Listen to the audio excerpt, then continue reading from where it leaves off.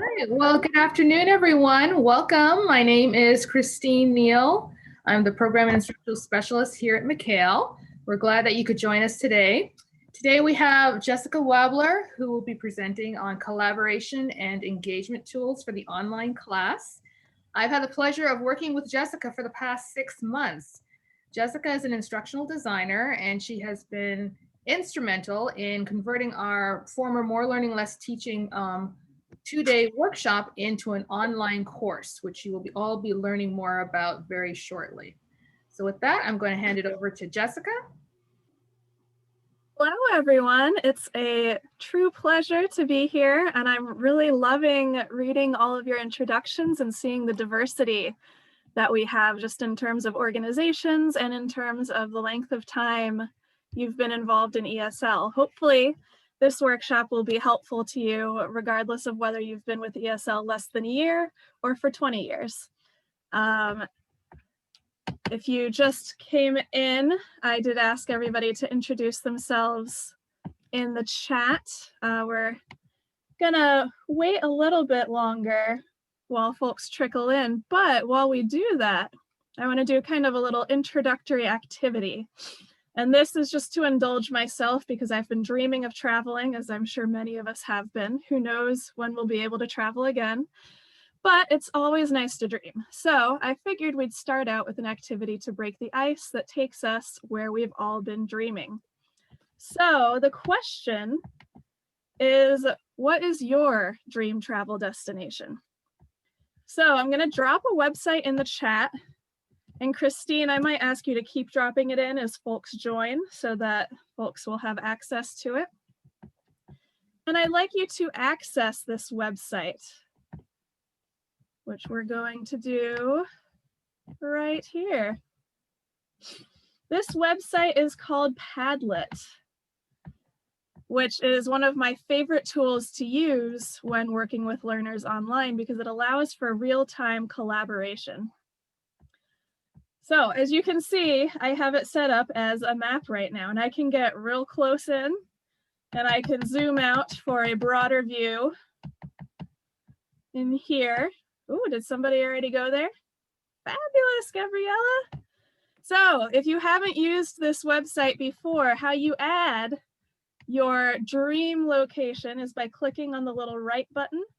You can search for a place by name. So if you've been dreaming of, for example, a restaurant that you really, really miss their milkshakes, just, you know, just a random example, it has nothing to do with me.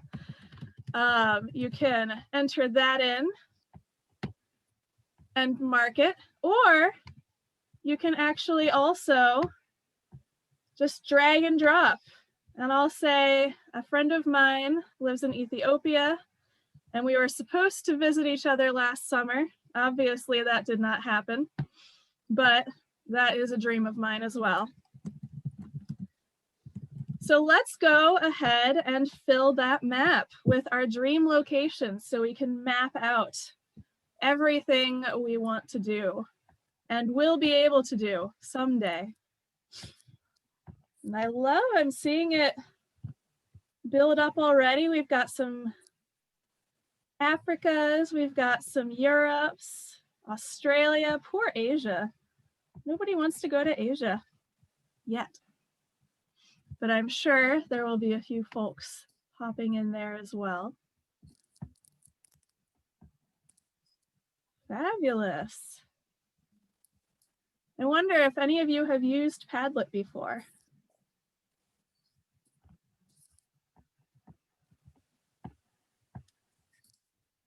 Drop any questions you have in the chat box while we work on this. Oh, we've got Mexico. Oh, yes, the islands. Fabulous.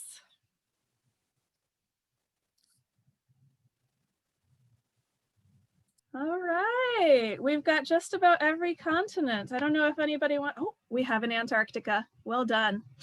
Marking your destination, Madeline, you go to the website and click on the plus.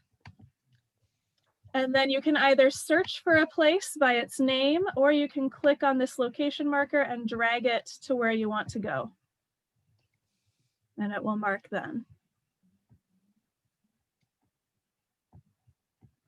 And then you click on what you're marking and you should be good. Fabulous. Oh, we're getting populated.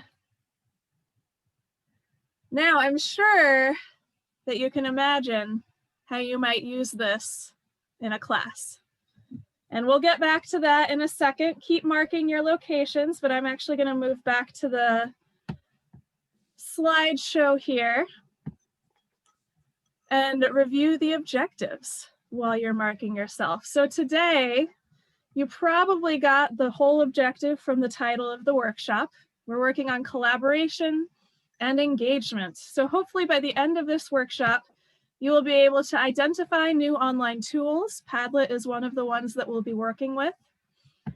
And use these new tools in your online classroom to create collaborative, engaging online activities that raise your learners' motivation, engagement, and persistence while distance learning.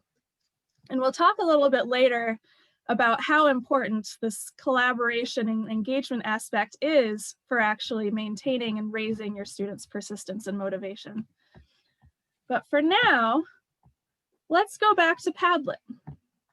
So we used this Padlet to make our map of our dreams, and you can go in a lot of different directions from this in your classroom. You know, you can use it to start off a conversation, to do research. You could also use a map to do a scavenger hunt, where your learners might upload a picture at each location they hit. You could use it to create a standing resource guide for your learners. You could let learners give presentations on their lives, showing where they've lived. One of the best Padlets that I saw using a map had, it was a map of all the best burrito joints in San Francisco, which A, made me hungry, but B, gave me a lot of ideas about how we can use it to convey useful locations to our learners and how they can use it to convey useful locations to us.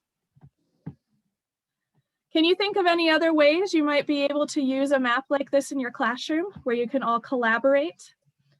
Go ahead and share in the chat if you have any ideas. And while you do that, I'm going to pop back over to the map. Oops. Ah, no, go away. There we go.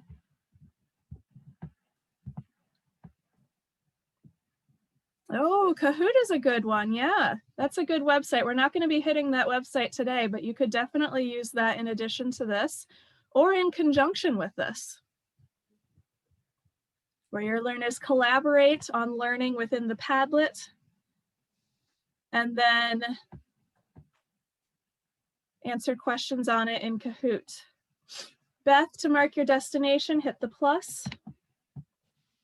You can search for your place or drag and drop, and then click off of it once you've gotten your official place. Nice. Yeah, you can use this to comment. You can have them write their reactions. If you notice, you've got a little like button. You've got a comment, so you could have learners comment on each other's posts and say, oh, well, I really like Greece.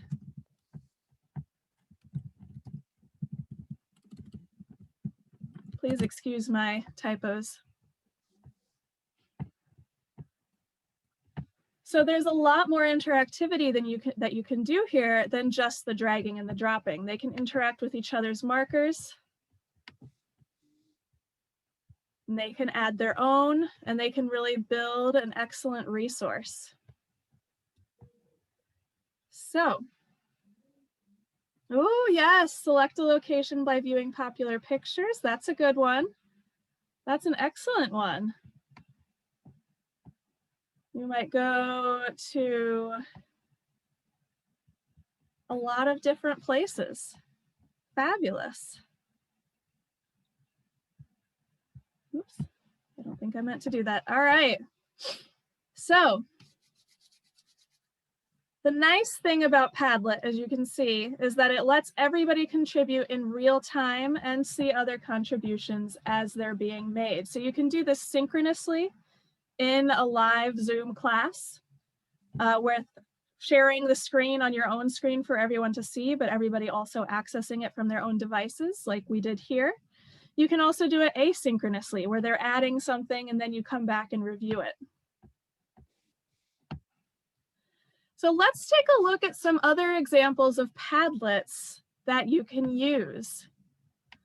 Padlet actually has a really nice gallery where you can kind of scroll through different examples of how different types of Padlets can be utilized. You can use Padlet as a chat. There's a format of it where you can just have a live chat with your learners. And this can be helpful for maintaining kind of an open window and connection to your learners, even when you're not having a synchronous class.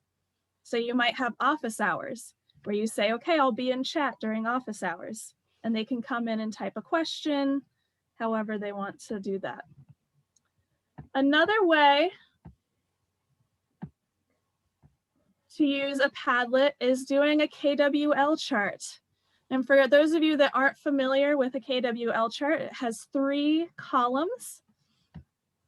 The K is what they know, the W is what they want to know, and the L is what they've learned. And so learners use this as a pre and post assessment.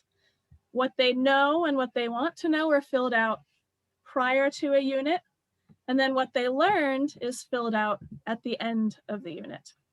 And that they can fill out what they learned periodically throughout the unit as well, as an exit ticket, as an assessment, however the case may be. And so you can do that collaboratively as a class on Padlet as well.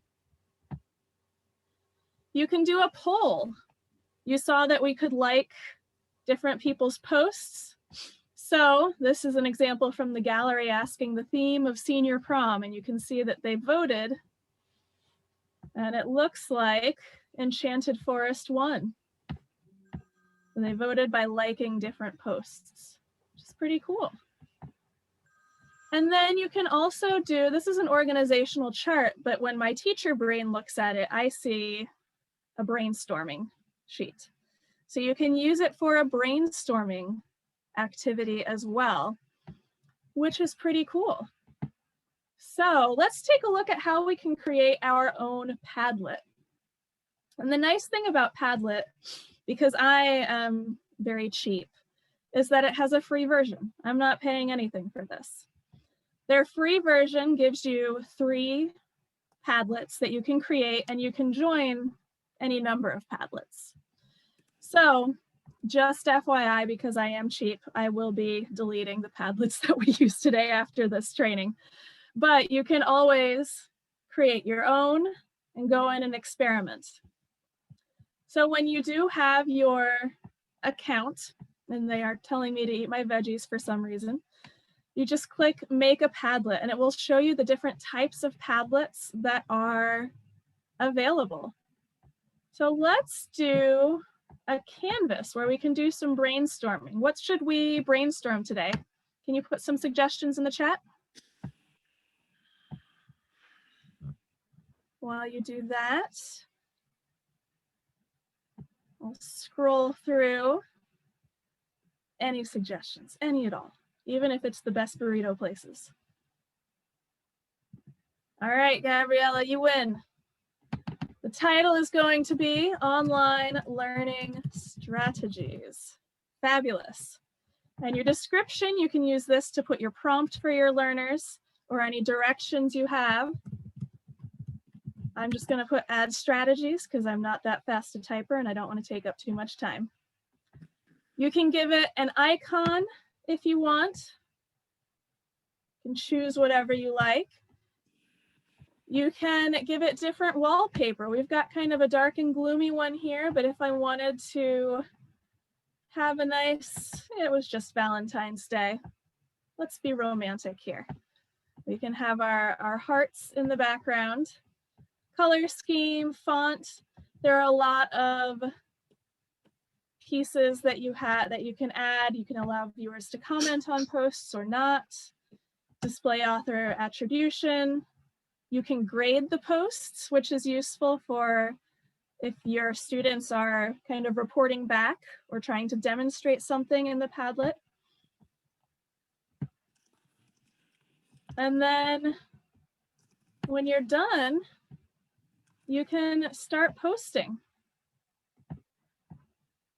And so I'll hit this link in the chat box. The plus sign is down in the bottom right-hand corner on this one. But what's nice about this is that when you add different posts, like for example, Kahoot and Quizlet are two types of online learning resources that turn assessments into games. And if you're brainstorming, click, click. Ooh, clickers, I like it. You can connect to another post and have it give a label. So quiz tools. And you can connect them to as many as you want. So this is one way that you can utilize both for interacting with fellow teachers, like sharing online learning strategies, but also for having your learners share things with each other and do presentations and share information and collaborate. The collaboration is a big deal. So I'll leave this open for now, but I am going to go back to the slides.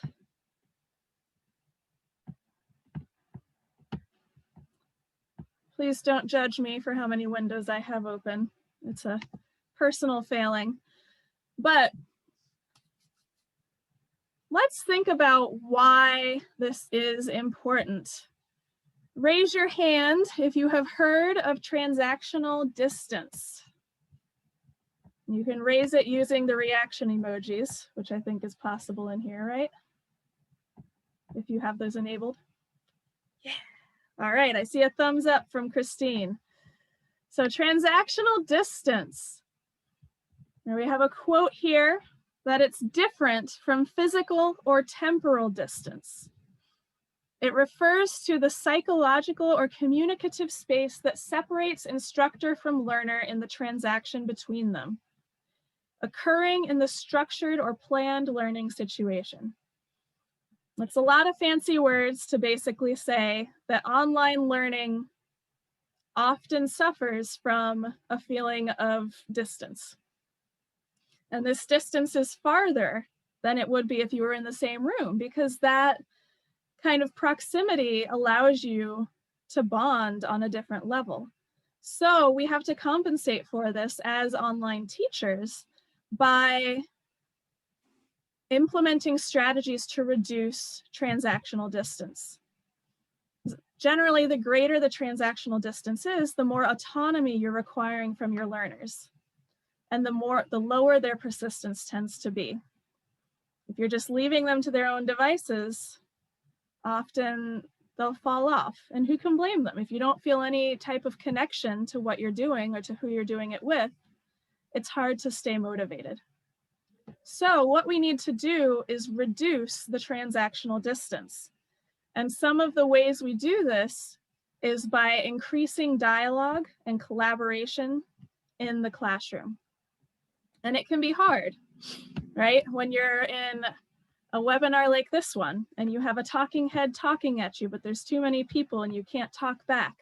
But there are ways that you can increase the amount of dialogue available in the classroom.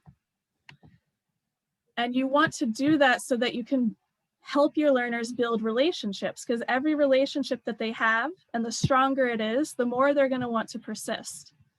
So you build their relationship with their peers by giving them the opportunity to interact with them as much as possible, whether that's through direct dialogue in breakout rooms on Zoom, or whether that's through a collaborative tool like Padlet. You give them the opportunity to interact with the content Again, so it's not just a talking head telling them things that they're supposed to absorb somehow, that they're actually able to get their hands on it, which is harder, right? When you're not all in a classroom and you can circulate and watch them and guide them through the steps. But interacting with the content is a lot easier when they are able to see other people interacting with the content. So again, a tool like Padlet, where everybody's interacting at the same time and can see other people's interactions, can really facilitate a deeper interaction with the content. Of course, you also want to facilitate their relationship with you as the teacher. Give them ways to contact you and give yourself ways to give them feedback. And it can be very simple and small, like on the Padlet where you can grade the posts or give a little heart or a star or a sticker, right? It doesn't have to be a grade because I know that can be intimidating, but some way that they know that you're looking at them and that you care what they're doing. And then the last learner relationship that we really want to facilitate is their relationship with themselves. And that can sound a little weird, but it really just means giving them the opportunity to reflect and to kind of have a conversation, have a dialogue with themselves about the content. And opportunities to interact with the content is going to allow them to do that. And you can utilize these tools in a multitude of ways as well to give them kind of required reflection times almost. Like maybe you have a Padlet that's a weekly book journal and they have to type in a book report or a reading report on what they've read or a new thing that they learned that week. It can be so many different things, but these are the 4 relationships that you need to have your eye on as you are building your lessons and trying to build engaging activities, because learners need to be engaged with all 4 in order to really be motivated and moving forward. All right. So that's our first tech tool. Another similar tool that I've used is GroupMap. Now, unfortunately, this one ain't free, but it does have a free trial. So, you know, depending on what I want to encourage you to do, you could keep creating free trials, or you could use it once. But the nice thing about GroupMap is just that it has a lot more tools. And I need to, there we go. A lot more templates. So the Padlet has a couple standard ones that you can rearrange to your heart's content, but you really make it what it is. In GroupMap, it has a lot of different ones that are preset, like, for example, a character traits map, which is a broken link, but that's fine. They also have group mind mapping, a how now wow matrix, a KWL chart that's preset. So it's similar to Padlet, just another option for you to think about as you are moving forward in creating engaging activities. Now, this one is one of my favorites. It is called Flippity. Has anybody heard of Flippity? Raise your hand if you have, or thumbs up. Flippity is more for presentation or individual work and sharing. So it is not as collaborative as Padlet or GroupMap per se in terms of real-time collaboration, but it gives the students an opportunity to interact more and have more creative interaction with the content. So Flippity has a variety of easily editable interactive templates using Google Sheets. So let's give it a shot with a common ESOL activity, which is an open-ended word sort. I'm going to put a link in the chat if I can figure out where the chat is. Yes, they absolutely will, Laura. I have already sent these slides to Christine and she'll be sending them out to everybody after the presentation. So I have stuck a link into the chat. Now, normally this is an open-ended word sort. So you can create your own categories for this particular word sort. Drag and drop using either your mouse or your finger, depending on what tool you're using to access it. And you can drag and drop these into groups and figure out, how you want to group them. For example, I'm grouping them right now based on which ones involve running and which ones don't. But you could be grouping them based on the phonemes that are available or that are seen in different words. Or you could be grouping them based on like the type of word it is. There are a lot of different options. And if I were doing this in a classroom, I would give you the opportunity to do it yourself first, and then likely do breakout groups, breakout rooms, and have each set of you discuss how you grouped your words in those small groups, and then come back to the larger group and report back. As breakout rooms might make it a little complicated right now, why don't we just do our report back? If you want to type in the chat how you organize your word sort. And you can see this is another way for you to get to see how your learners think. I love word sorts for that particular tool. Oh, very nice, Andy. Yes, you can definitely sort them alphabetically. Absolutely. So you get to see how your learners' brains think. Oh, nice. Very nice. And you can see kind of all the different categories that are possible. We've had 5 people put it in so far, and every 6, all of them are different. All of our brains work so differently. And seeing how that works in your learners can be really helpful to inform your lesson planning in the future, but it is also a good activity to see what your learners' understandings are of the words themselves and what more you need to do to facilitate their understanding. So that is fabulous. Word sorts are awesome. Now, I did this as an open-ended word sort, but you can absolutely do this as a closed word sort as well. Flippity does give that option. And then, that gives you predetermined categories that your students are setting them in. So this one, I wasn't looking for a specific answer, right? But if you had a closed-ended word sort with specific categories that you wanted to assign the words to, then you might be expecting a specific answer and be assessing them on their understanding of a concept. Oh, uses a ball or not. Very nice, very nice. Fabulous. So let's take a look at Flippity itself. It's this website, flippity.net. It is, as I said, one of my absolute favorites. I use it all the time. This is their example of their closed-ended word sort with the folks from the office, and you can see the categories they want you to sort things into are given different colors. And then you sort the characters from the office into different categories. Like Jim is tall.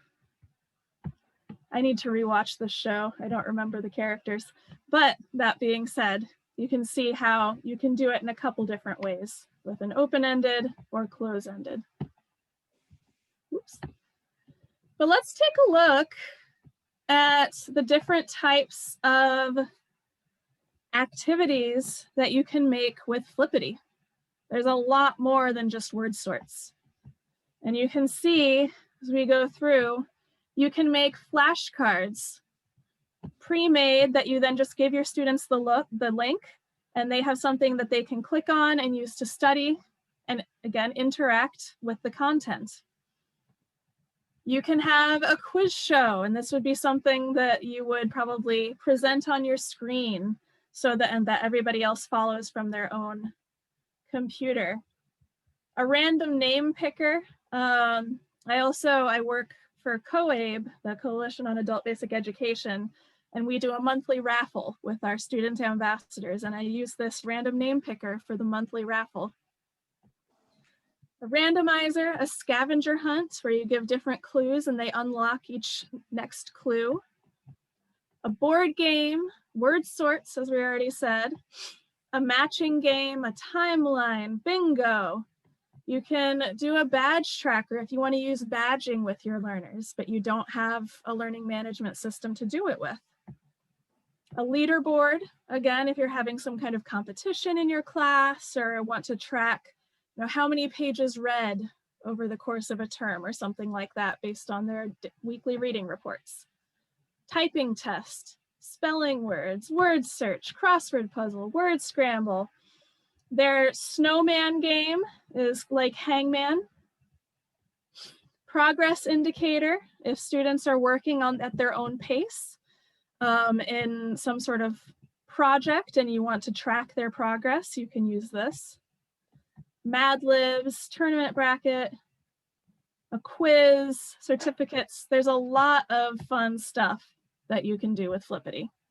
So let's make something. Given all of these kind of exciting things that we could make, can somebody toss an idea into the chat of what they'd like to try to make together?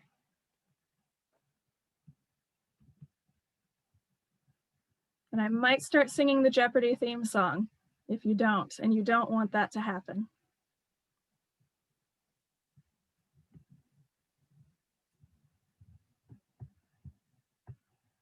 Do, do, do, do. Haha, bingo. Thank you, Lori. All right.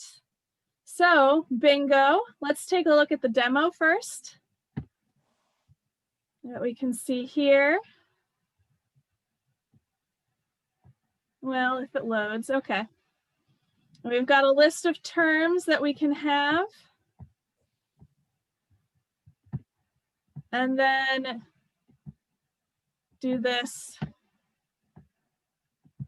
to go there. So you can see how it comes out and you can get new boards. So each student would have a different board, which is pretty nice. So going back to the Flippity. When you are making a Flippity template, you click on the template itself and you make a copy, and you do need a Google Drive account for this, but that's easy enough to get. Google accounts are free. All right, and you get your terms and your alt terms if you want extra ones. So you can, for example, when I taught math, I would put in the terms, x plus 3 equals 5. And then I'd say 2. And when the learners who had x plus 3 equals 5 as one of their squares, they'd figured out that 2 was the answer to that, and they'd cover that square. Or the other way around, right? I'd give them a equation and they'd get the answer on here. You can do this in a lot of different ways. You could even just do what word begins with what letter. And you say A, and they cover ant. So, I'm gonna delete these guys. I'm probably not gonna come up with words for everything, but you wanna come up with a good number of words when you're building a bingo so that there are enough options that it can be adequately shuffled, right?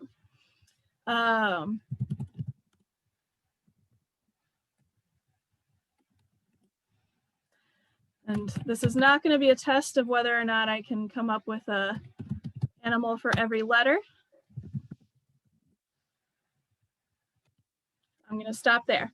And when you're done, you can click on the tab, get the link here, and it will remind you that you have to publish your spreadsheet first.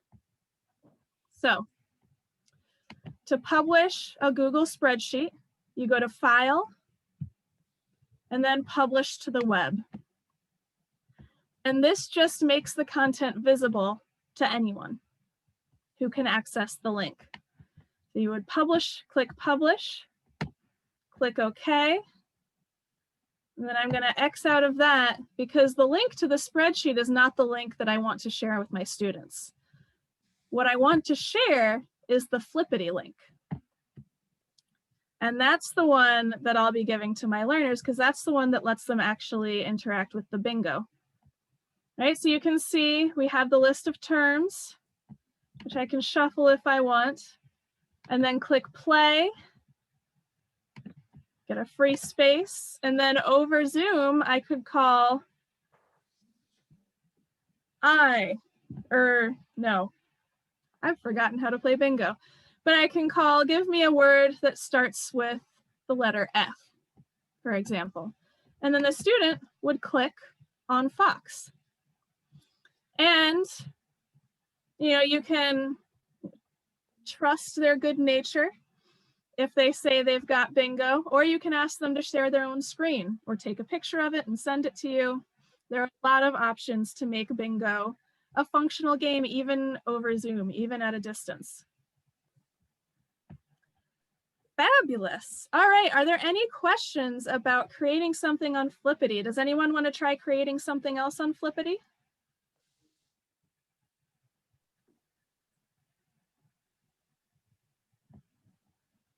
I see that Laura had typed in word search. Okay, fabulous. Let's take a look at the word search. That one's going to be pretty similar.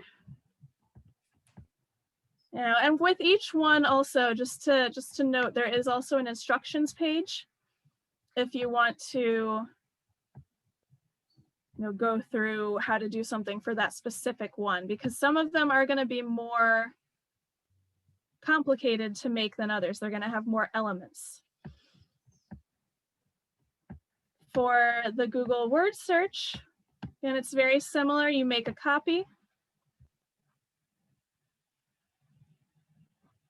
And then your computer loads for a very long time. And then you give them words and give them clues that they'll get for what they're looking for, right? So you may not want to be too complicated, and you may just say, give them a word and then give them a clue that is the word, right? You're looking for Argentina. This isn't super complicated. It's just fun.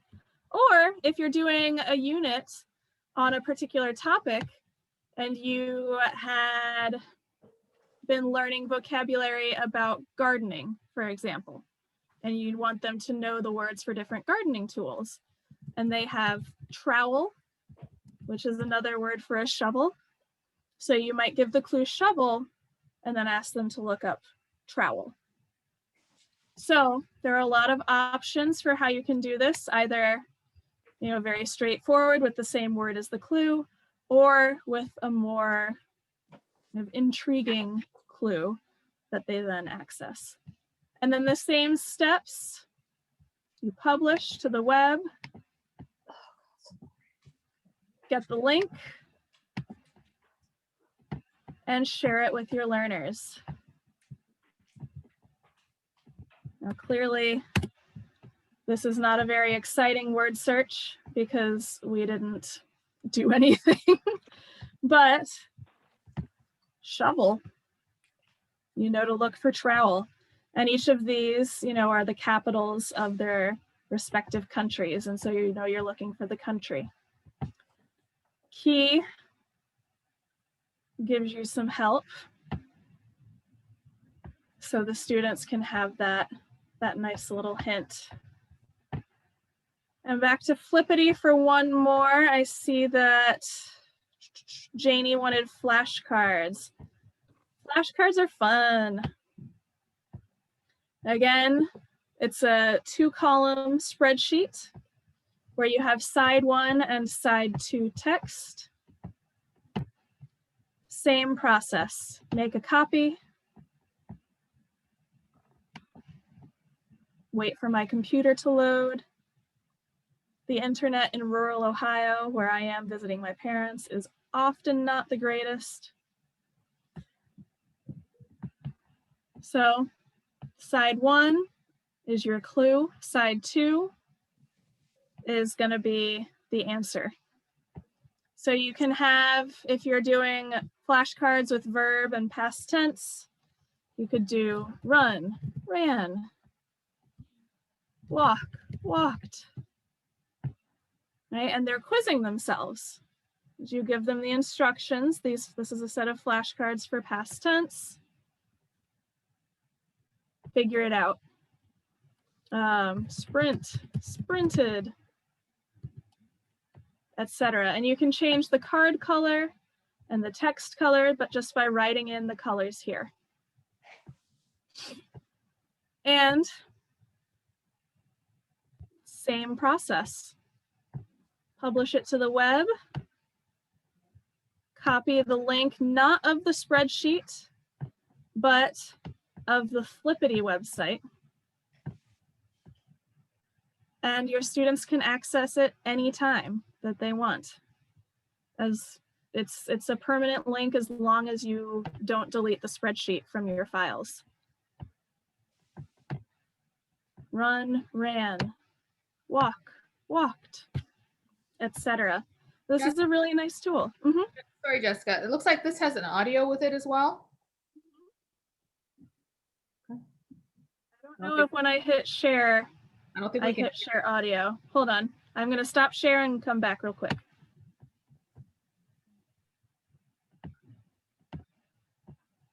Share sound. There we go. Walked. So this is particularly awesome for ESL learners because they can play whatever audio they want.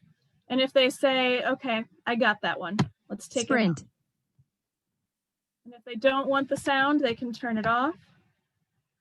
They decide they want it again. Sprinted.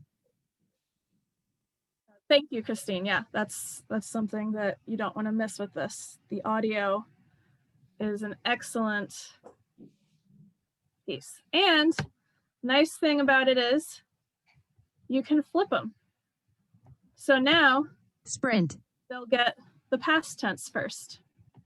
Ran. And they have to get Run. So it has a lot of flexibility. They can go to the list if they want and click the volume, the audio symbol for each one. They can go to practice. It gives them another way to practice. So run, ran. I got it right, you guys. I'm very excited. It also has a matching option where they drag and drop. Run, or not drag and drop, click and click, and ran. So this is a great way to practice vocabulary, to practice any content you can think of that learners might need to memorize or just, and no, that's a great question. Students do not have to have access to Google accounts. Thank you, Laura. That's an excellent question. You need to have it in order to create it because you need the access to Google Sheets, but the product is hosted on Flippity.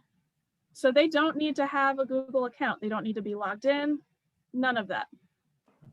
All they need is the link that you've made.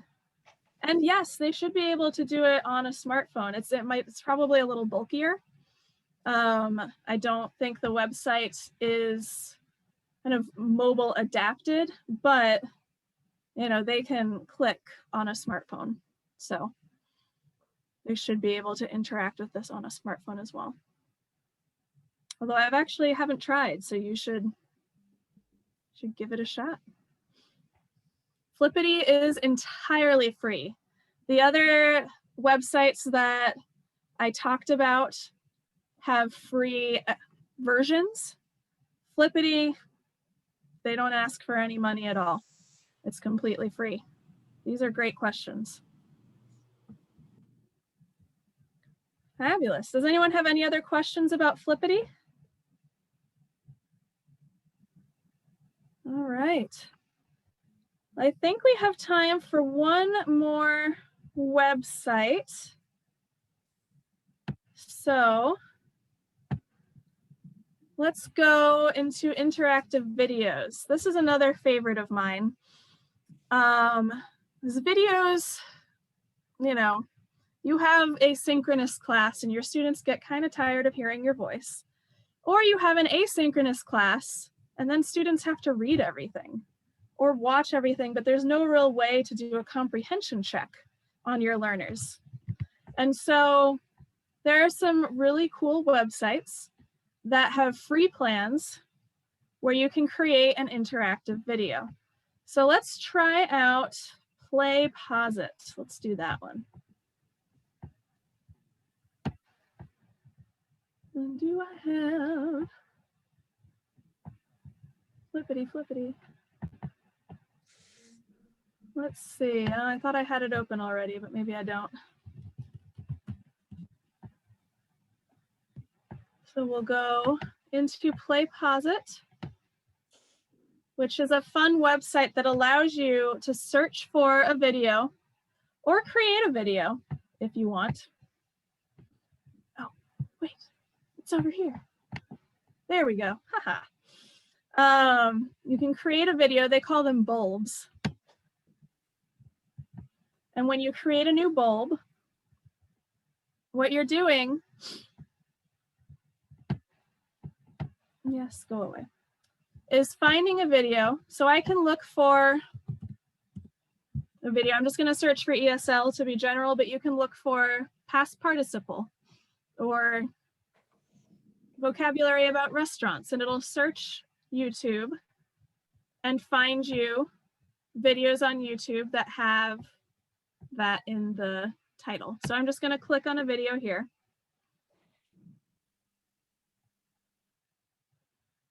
And it'll create it. You can do, you know, a lot of different things with creating captions, trimming and cropping. So you could make it a shorter video, make it a smaller video, etc. I'm just going to click done for the sake of time. And then what you have this video, and I apparently chose one that's 3 hours long, so we're not going to watch that. But I'm going to add an interaction at 0 minutes. And when you click that, you can see a lot of different options where you can create a free response question. You can create a poll, a discussion board, a multiple choice that your learners can interact with.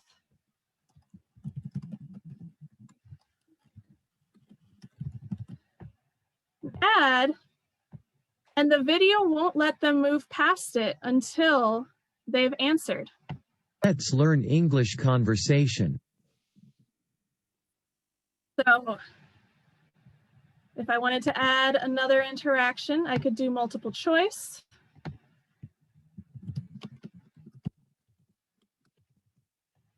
my answers. Click the one that's correct, and then hit done. And you keep going and going until you're satisfied. You can preview.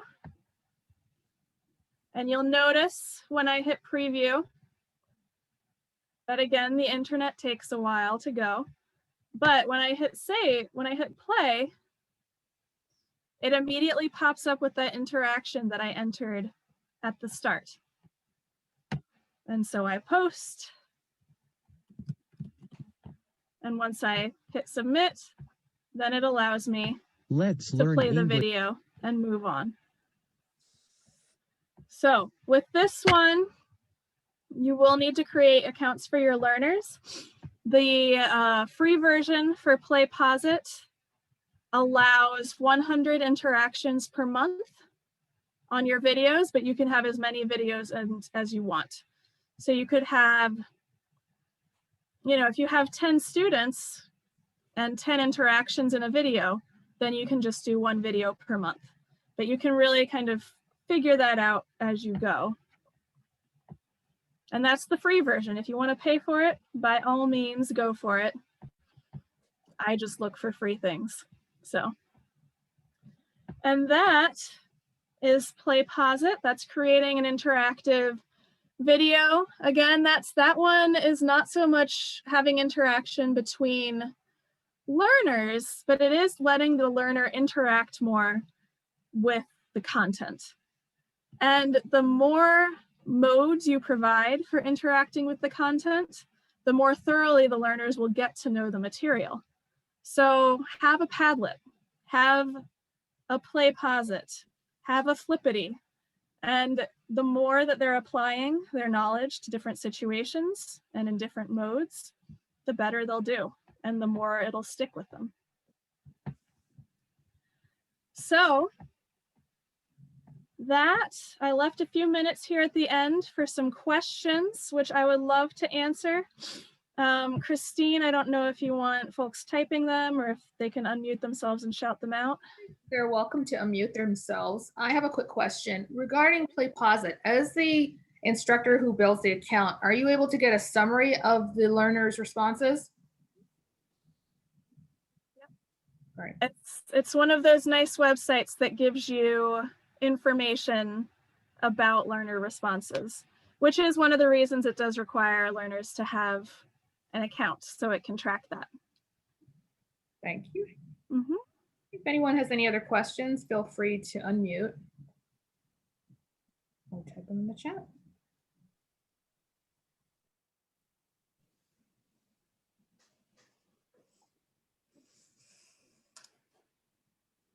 I will say, while we're waiting for, I know at least 20 of you are typing questions into the chat. But for the More Learning, Less Teaching training that we adapted into an online version, it's now called Foundations of Adult ESOL Instruction, Adult ESOL Instruction. But in addition to the original 4 modules, we added a 5th module about online learning and online teaching. And so that really has a ton more resources in it. All right, I see some extra questions. Yes, I have used some of these resources successfully on smartphones. I've used Padlet, I've used PlayPosit, and I've used a few of the Flippity templates. Now, as I said earlier, the Flippity templates, you know, it's a lot of point and click. I haven't used them all, but I'd imagine most of them, if not all of them, are doable on a smartphone as well. If they know how to expand the screen, that can make it a lot easier because some of these don't adapt to a mobile format. It just has the regular website, which can be tricky, but as long as they know how to zoom in and out of the screen, that they can be pretty successful with it. Are these for beginners or higher levels? That really depends on the amount of scaffolding that you use to introduce them to the tool. I have used, I've used Flippity with all levels. I've used Padlet mostly with intermediate and up. Not because Padlet generally involves more typing. But you can also use Padlet to upload pictures and to have, you know, more. You can definitely, if you're creative with it, use Padlet for all levels. PlayPosit, again, that really just depends on the video you're using and the question that you create. So that can definitely be used for all levels as well. When you're working with a text, have you been able to translate the book content into any of these tools? Do you mean just by rewriting it? Can you clarify? I'm not super sure. What I'm trying to say is if you got a textbook and the activities are there, but you want to dress them up, Have you ever tried saying, okay, here's the activity, but I want to use the Flippity or something else to make it more engaging? Yeah, definitely. I have definitely adapted a number of activities found in textbooks to an online version. Not just using these tools, also using some others. Oh, thank you, Alexandra. I had not actually used the word search before, so I wasn't aware of that. But yes, there's a lot of options for adapting different activities to an online version. And honestly, you know, one thing that I do a lot, if there's not a way that I can think to directly translate it to an online version, is I Google and I just type in a description of the activity plus online or interactive or online manipulative. Those are some terms that are pretty common when folks are making online activities. And if there's a website out there, it'll probably pop up. There are a lot, particularly now, you know, after the year we've had, there have been a lot, there's kind of been a boom of folks creating websites with tools, and a lot of them are free. So Google is your friend. But these tools are also, you know, I've used them for a huge variety of activities. Thank you. Right. I think we have 1 minute left. Any other questions?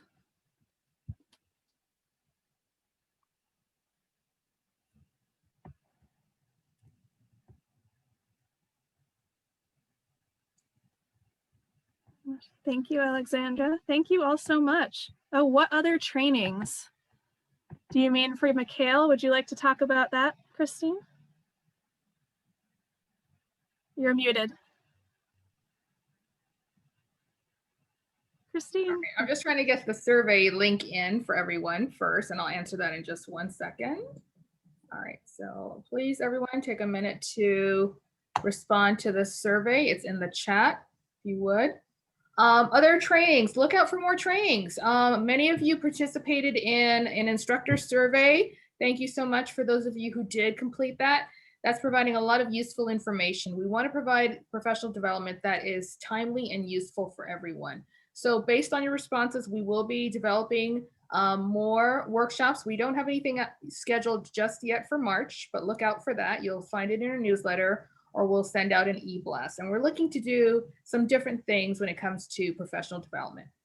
So be on the lookout. Okay, thank you very much, Jessica, for presenting today. Everyone, I will be sending a copy of this recording to you in the next few days. So if there's something on it you'd like to review, you'll be able to review it at your leisure. Again, please fill out the survey in the chat. And thank you, Jessica, and thank you everyone for attending today. Have a great day.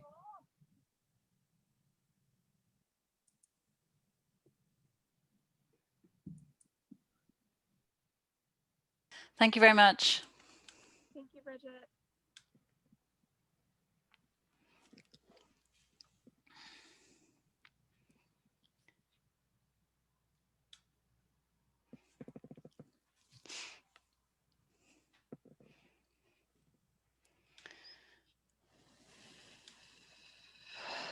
Anybody else having difficulty with the survey link? No.